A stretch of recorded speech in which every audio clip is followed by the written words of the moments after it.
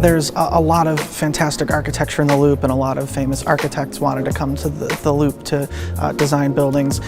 You have incredible early skyscrapers like this building, the Monadnock building, the Rookery, but you also have other styles of architecture in buildings like, in the Art Deco era that just really epitomize that style of architecture, like the Chicago Board of Trade building for Art Deco. And then we have all of these Mies van der Rohe high-rises like the Federal Center or IBM Plaza that are really the epitome of modernism in the international style. And as we move into more recent times, a lot of really fantastic contemporary high-rises like Aqua and Legacy and the Museum Park buildings.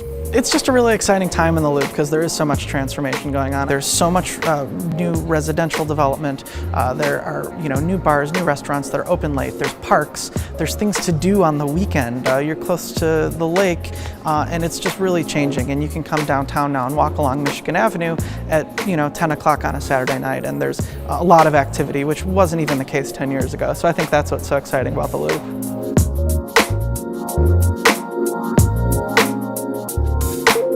Howard Van Doren Shaw was one of the original architects here in Lake Forest. He created not only Ragdale here, the summer home we're in, but Market Square. He created that in 1916. Lake Forest has over 500 historical sites.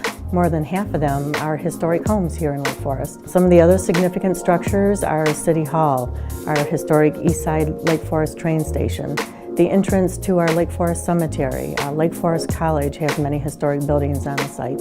There are many Shaw homes in Lake Forest. This, by comparison, is relatively modest. It was what he thought of as his cottage, so he wanted it to be simple.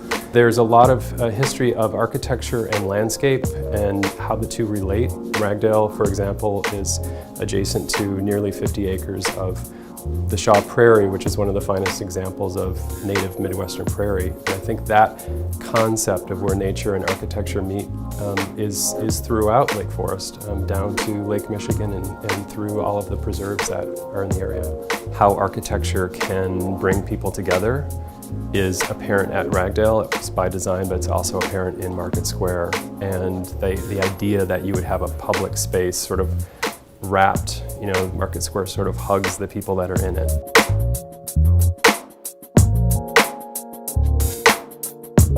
We are in the living room of Frank Lloyd Wright's very first home, the home and studio in Oak Park. This was built in 1889 and really revolutionized the way we live in America. So when you're in Oak Park, you can see a variety of houses, both before Wright was here and after Wright was here.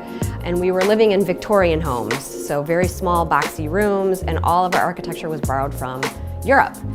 Wright completely changed the way we live. He created open floor plans. He worked on bringing nature into the design of the homes and really did complete design. So instead of an architect just doing the exterior, he did the whole thing. So we're nestled in the Frank Lloyd Wright National Historic District.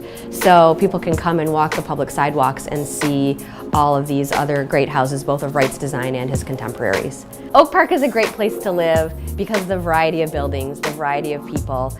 We have interesting things going on all the time, from the architecture and design to Hemingway, who's also in town.